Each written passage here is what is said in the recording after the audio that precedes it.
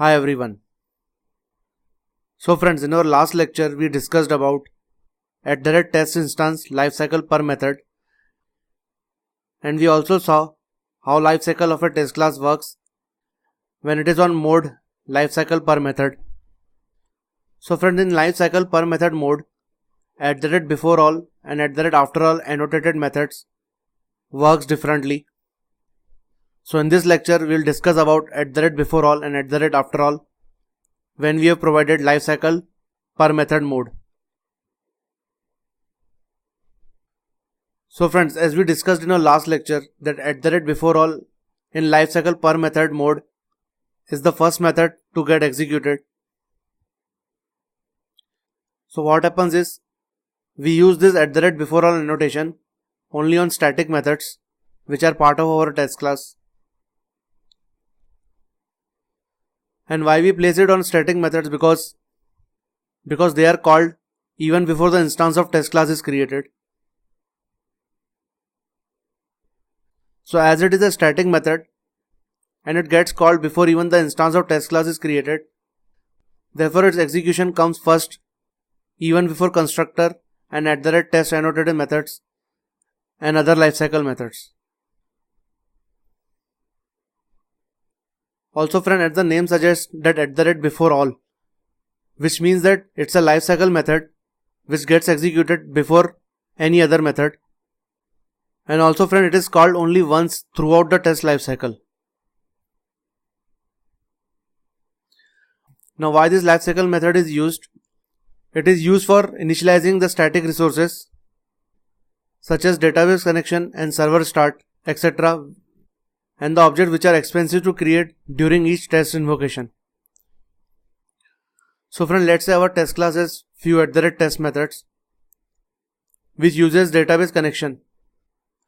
So as we know, in lifecycle per method, for each test case a new instance of test class is created.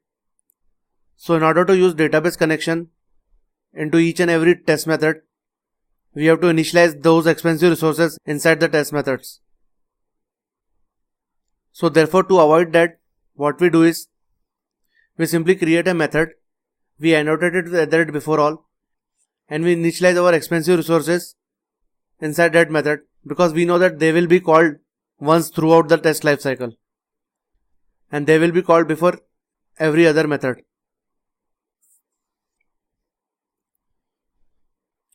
So friends, similar to @before all, @after all annotated method in lifecycle per method mode